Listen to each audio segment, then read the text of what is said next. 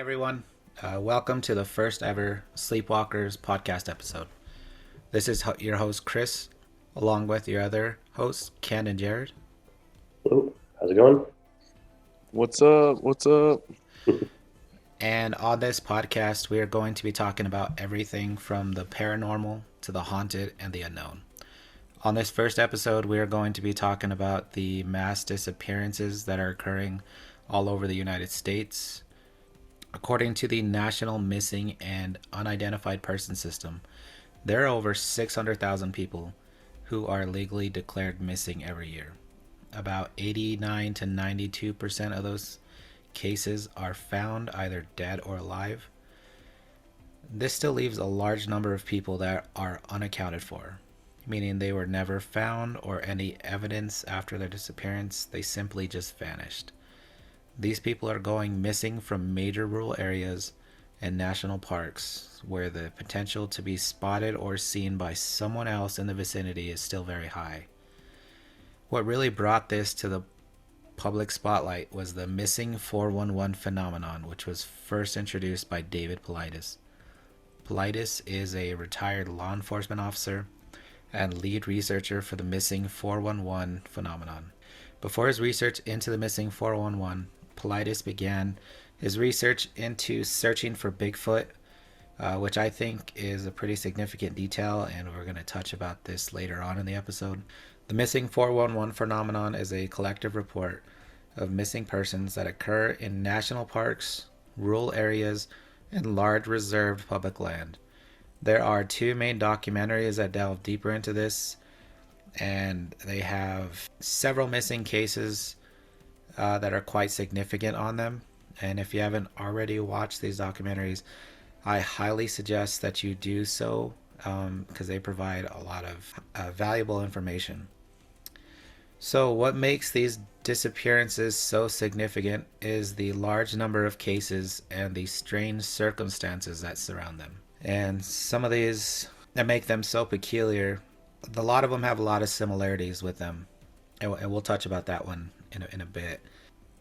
So what makes a lot of the similarities to this is most of these disappearances, they seem to be in the afternoon time when the person first goes missing or is reported missing. Another similarity to this is there's a large storm or bad weather is reported at the time the person has gone missing.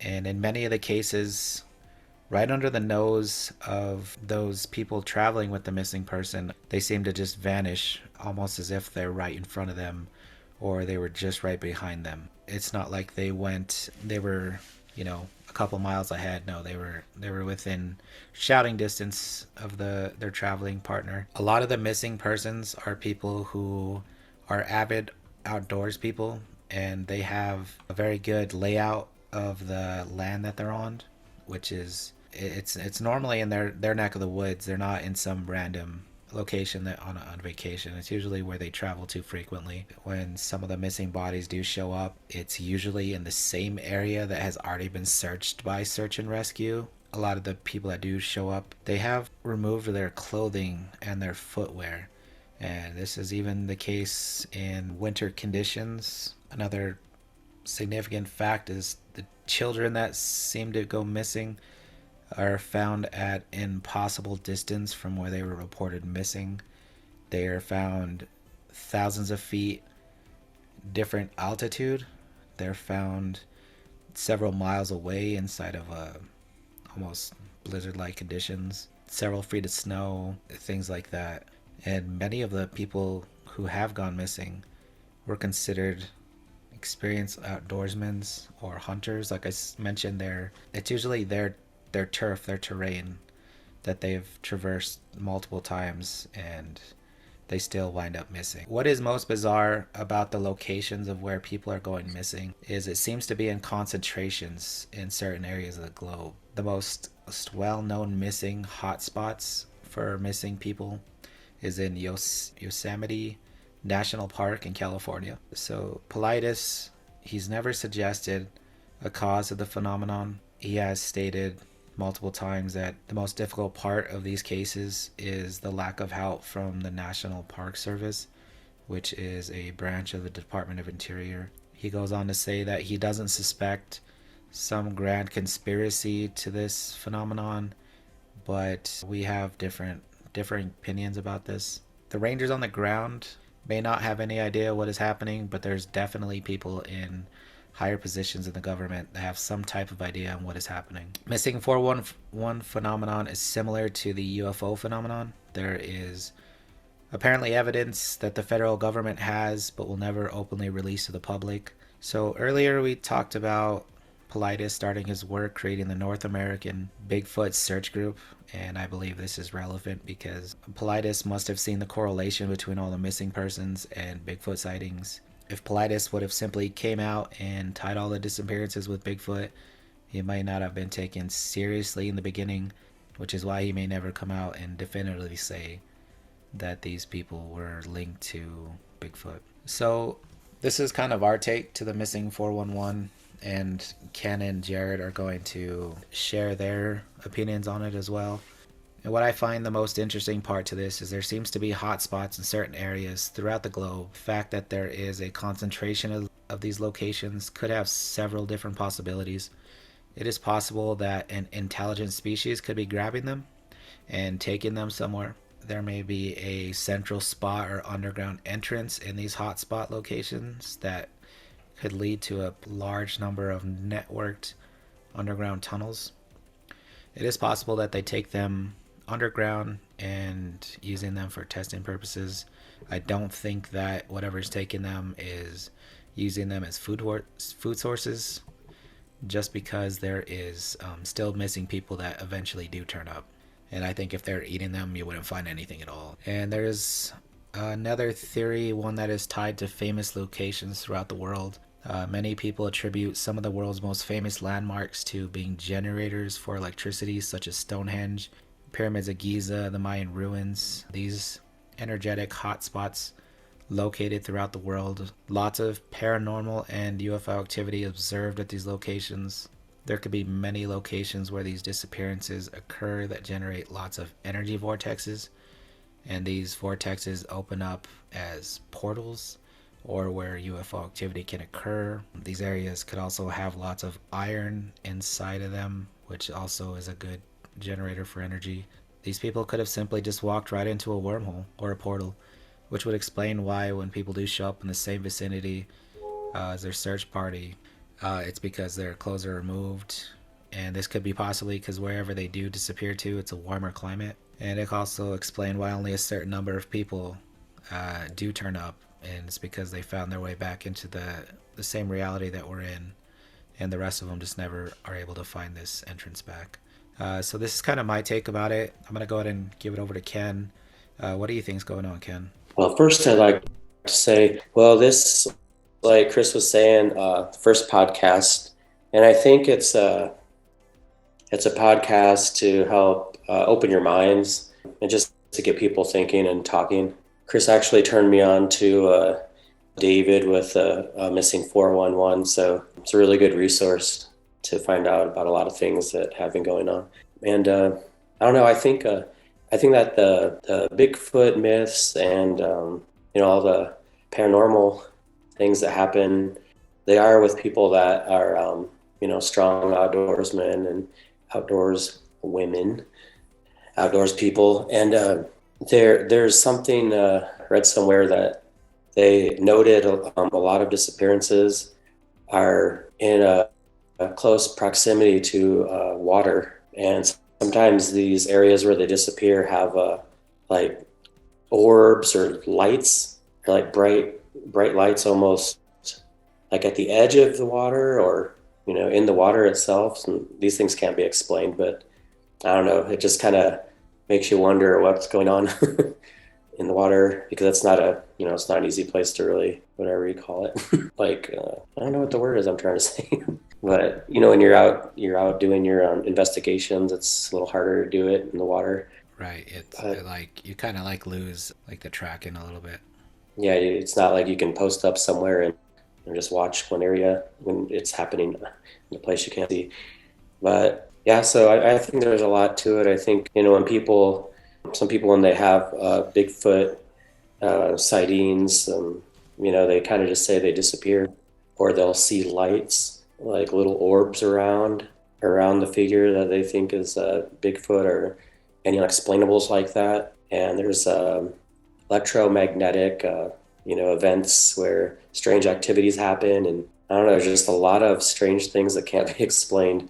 I like your comment about the portals because I don't know, there's some connection haven't totally made, but it's like with the unexplainables, portals, the universe in general, how big it is and how much we don't know about it. And there's a lot that people can talk about. Well, there's like a energy grid lines that they mapped all over the globe.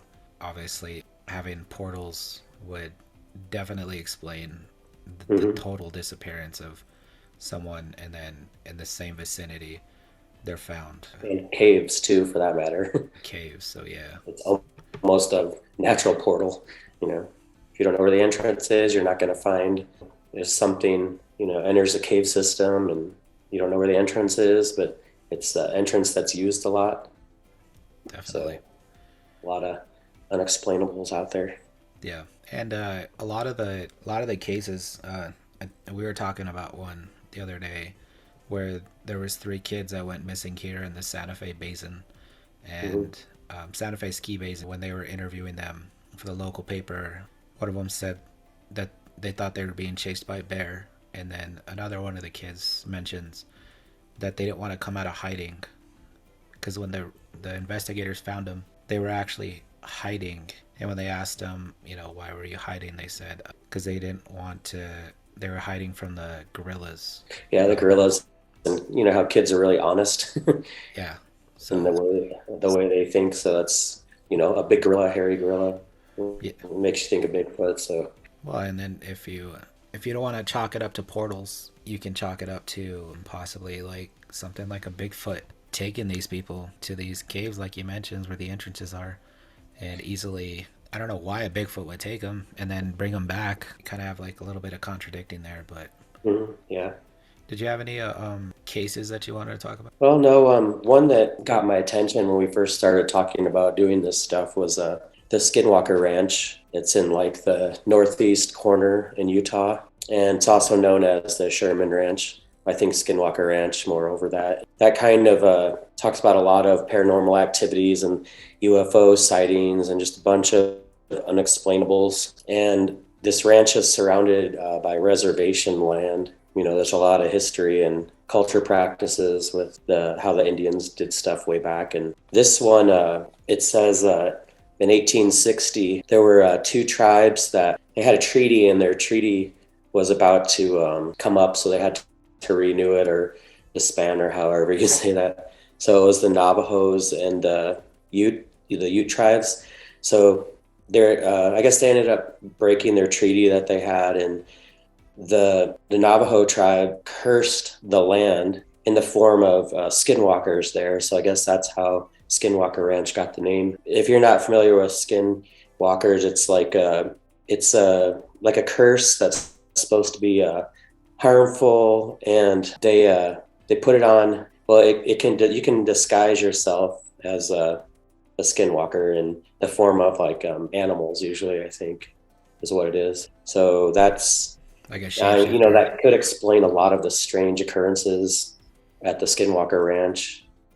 But that's one theory that I've heard about that. Yeah, so that's kind of just the one I wanted to uh, bring up real quick in case people haven't heard of it. It's supposed to be on like the ranch is on like 512 acres, and you can't just go to it. It's on private land and a reservation around that. So I think you can get tours to it. But yeah, there's UFO sightings. There's this really famous mesa that's on the property, and there's a lot of electromagnetic occurrences there. And over the mesa, because on one side is where the homestead is, and then there's a mesa in the background, and I guess a lot of things like lights and things in the sky are seen above that mesa. And when people go up there, there's energy withdrawals and just things. There are technical problems with their gadgets And there's been a lot of cattle mutilations and just, strange light formations and stuff like that. So just all the interesting, fun stuff that can't be explained very easy. So these are things that happen to Skinwalker Ranch. Oh yeah, definitely. And I think we're actually gonna make that into another full episode too. So Oh, cool. we can definitely dive really deep in that one. So, Hmm. um, Yeah, cool. Jared, please enlighten us with your thoughts, your opinions, anything you got, man. Alrighty. Hello, Skinwalker people of all everything. Everyone's welcome.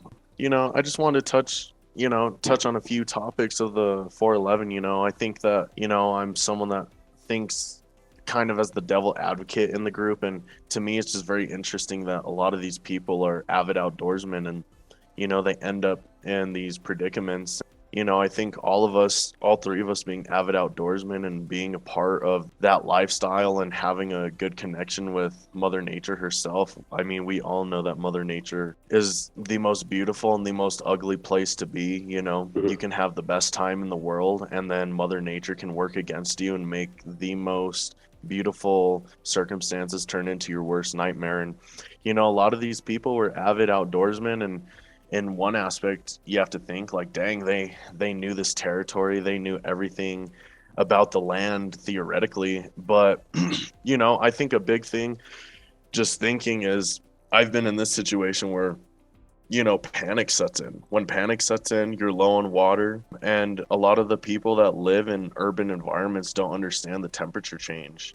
They don't understand how grueling it is to actually be out there. So, it's hard for a lot of people. They're like, "Oh, they must have, just gotten caught up." And that might be the case in some of these instances, but a lot of these people, as avid outdoorsmen, I mean, I can speak from personal experiences that I've found myself lost, and right when panic ensues, that's when everything breaks down. That's when Mother Nature finds you at your weakest element and finds you the most vulnerable. And to me, it's just really interesting about, a lot of these people, like I said, they're quote unquote veterans, they're experienced in these outcomes, but at the same time we have to ask ourselves, are they experienced in panic? Because everyone's good at hiking, everyone's good at camping when you have your loved ones and your best friends with you, but when you get lost or unforeseen circumstances arise, how do you deal with the panic? A lot of people don't deal with panic situations properly. And touching on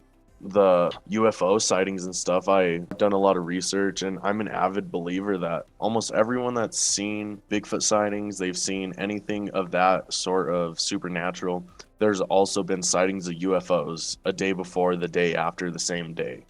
So to me, there's a weird correlation of the supernatural, whether it's Bigfoot, UFOs, or anything like that, and I think that this is a really good channel for us to really dig deep and looking at people's stories and the people that were able to live, and then also looking at the conditions at what all these people had succumbed to. I think that this is going to be a really good start for us to really look into the nitty gritty of things and being able to get a better understanding of certain things, because there's so many things that happen in Mother Nature that none of us can describe. Some of us call it luck, some of us call it God, and others call it shit luck.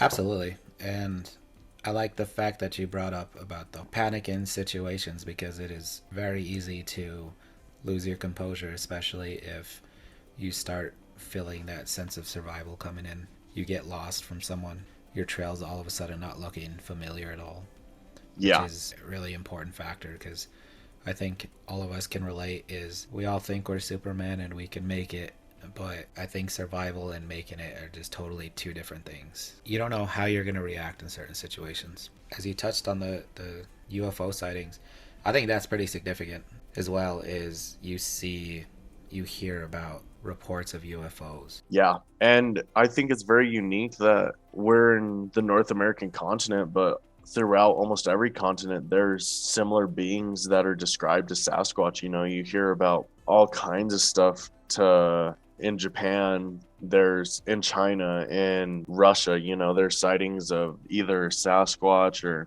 big old white monsters that look like gorillas. And I think that there's a huge correlation with that. And it's crazy that we're separated by so many thousands of miles of ocean, thousands and thousands of years of myths and traditions and experiences. And somehow we can all correlate, the whole world can come together and correlate about inanimate beings that we cannot explain, causing unexplainable things to happen to ordinary people. Oh, absolutely. And Yeah, it goes back to the beginning of time. being in time, and Yeah. you both touched on this, which I think is probably the most important piece of information that anybody can come across, is the fact that it is in Native American, it's in indigenous tales. Their legends, their whatever you want to call it, their old stories. They talk about things like skinwalkers. They talk about Bigfoot, Sasquatch, ape-like men that they believe is there. And this is way back then, before there was, one of the things that I like to think about, and I think a lot of people don't understand, is how desensitized we truly are because of Hollywood media. We see an alien anytime we turn on a TV show. We see a Bigfoot in a Slim Jim commercial. Well, yeah, living in New Mexico too, we have a lot of reality around here. Like, we have stories that are carved into rocks, a lot of places, and the things that, the pictures that are drawn, and it just, there's things in the sky. There's all kinds of like big kind of hairy looking monsters they draw or they carve. And yeah, it's just the same thing today, but so it's been happening forever. You There's a have lot of them. evidence around here about that too. Absolutely. You have them in hieroglyphs, petroglyphs, anything cuneiform, whatever you want. However far back you want to go, you can go to any culture. You're going to find stories like this, which I think is really important. They've been around for a long time. No matter what they are, even if they are, you want to consider them alien, they're obviously good at evading us. So how easy would it be for them to take one of us, right in front of our noses?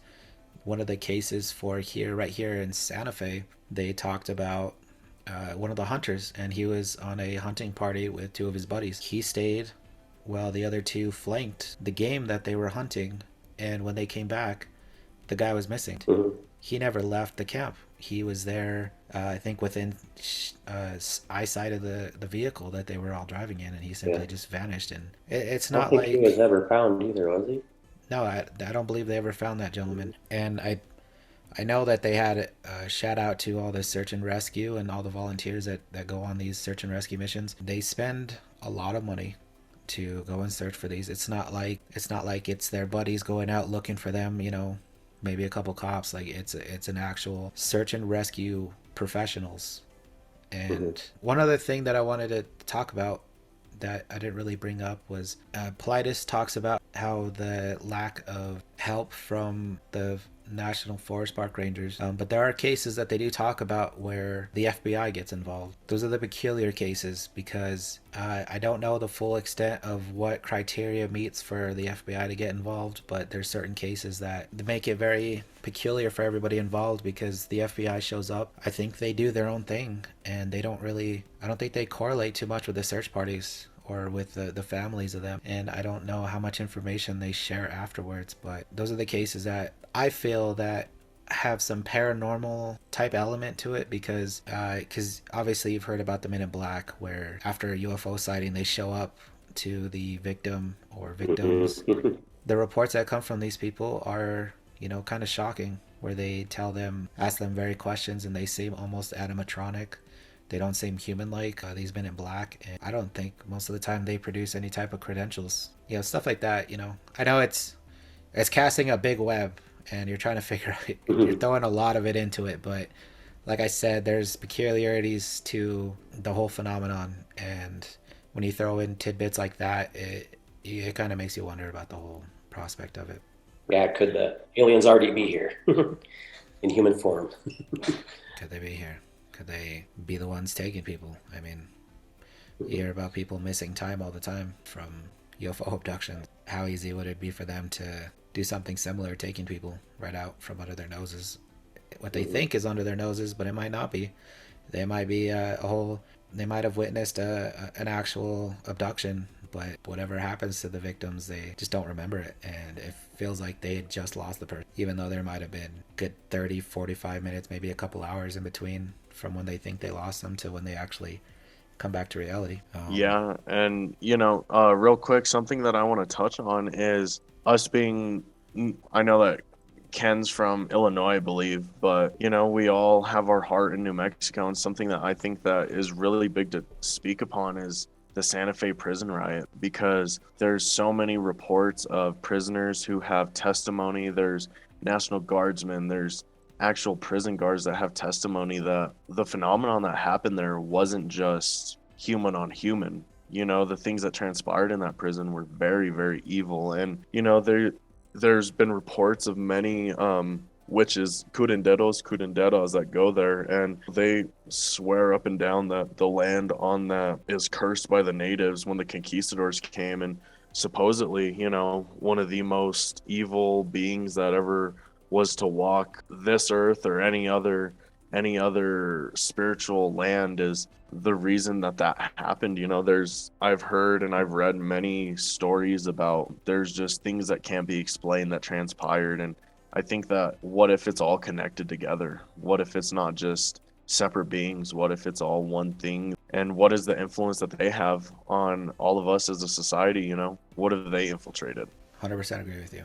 There is a very... So to give a little bit of context on me, Jared, and Ken is, we are from New Mexico. We have like a similar interest in paranormal activity, and we've discussed this a lot. For those of you who may not know us that well, we actually do kind of paranormal hunts where we have our own YouTube channel where we go out and we investigate things like this. But just to bring it back to what Jared was talking about, you can look this up. This is public information, but a while back there was a prison riot. It's called the Santa Fe prison riot. I don't know if there's an official name, but it's basically where a lot of the prisoners revolted against the guards. I'll let Jared go into the details a little bit. We're planning on doing an episode about this too, but I'll let Jared highlight some of the major facts. But the basic layout of it is that prisoners revolted against the guards, and a lot of people died that day. And I know Jared has some great stories about some of the phenomenon that surrounded it afterwards. And I don't know if you want to share any more about that, Jared. Oh yeah, I'll just touch on a few things, save it for the episode. But basically, a huge prison riot ensued in the old state prison. What transpired actually made the whole state basically create a new prison. It was just bad circumstance upon bad circumstance, and some of the most high profile killers in the prison got access to not only the guards' informations, but they got access to everyone's information during the riot. They had access to all the child molesters. They got to see, because when you go to prison, you don't want people to know what you did unless you're a killer or an armed, you don't want people to know that you abused a child in any way, because you're prime suspect number one. And everything transpired from cutting a guard's head off with dough paddles to just massacring huge amounts, burning other inmates to death with the torches. And it was a really big, it was so bad that it was a multiple day ordeal, and the National Guard is the actual force that had to infiltrate the prison to retake it back. So, and I personally know the first National Guardsman that stepped foot into the prison when it was being infiltrated. And it'll give everyone a different insight of like firsthand knowledge and firsthand experience. And if I'm able to get old man Domingo on air, that'd be awesome for him to share his side of the story. And like Chris was saying, a lot of this is native land, and New Mexico didn't become a territory of the United States until 1912, I believe. So we had many years of just rich history, and it'll be an awesome episode. So everyone stay tuned, and it's gonna be something for everyone to want to hear. Yeah, absolutely. That would be great. Stay tuned for that special guest. We'll try our hardest to get him onto this episode with us. We do it. So do we have any parting thoughts before we start to wrap this up? Ken, do you got anything? No, I'm just glad to be part of this because I'm actually going to be learning a lot too as we go. So yeah, it's pretty neat. Definitely. Jared, anything? Just bouncing off of what Ken said, this is going to be very informative for all of us, and it's going to be awesome for a bunch of guys get together and we get to talk about things that we believe. And, we're also going to do our best to try to include the audience and say what the audience thinks and bounce ideas off of them as well. But I think that this is going to be a great podcast because we're going to touch on so many unknowns that, a lot of people think about, but we're actually going to put it into fruition and really expand on it and give our point of view and give the listeners maybe a point of view that they've never thought of. So, this is just a great podcast to be a part of, and I couldn't be more grateful to be a part of it. Yeah, absolutely. And I love what you guys said about the learning aspect of it, because as Jared mentioned, it's something that we see, we hear about, but we never really take too much time into it. I feel like it's kind of like one of those elephants in the room that nobody likes to talk about, because if you do talk about it with a coworker, a family member, a friend, you get the look, and I'm sure everybody knows what look I'm talking about. Is there's an instant wall, and it's like, okay, I'm listening, but I'm not really listening. I feel like this could be like a good space for us to share and get everything out there. We're going to be uploading this show to as many platforms as possible. If there's a platform that you're listening to and you would like us to share this episode with, please get in touch with us. We are going to be setting up an email. If I could be honest, I don't have it set up yet, but we will have it set up, and we will get that email sent over to you so that you can share as many stories with us as possible. That's one thing Ken wanted to try, was taking stories from our listeners and sharing them, reading them out loud. I think that would be something cool so we can get a perspective of everyone else. We'll give you on our social media platforms. I'm going to have those linked as well. We'll give you like a heads up on the next episode, and you can send those into us so that we can try to get them on. I think we'll start to wrap it up here. Yeah. Unless anybody had anything they wanted to share extra. No, it sounds good. We'll just get everything in order and keep on going. Yeah, let's do it. We got so much content to go over. Yeah. And in my personal opinion, absolutely wild information. The fact that there are hundreds, maybe thousands of people that have gone missing, that there is no explanation or any type of clue to their disappearances. And the fact that it's not more publicly shared. Obviously, there's documentaries. David Paulides has his own podcast. He has his own social media links. I recommend you checking them out.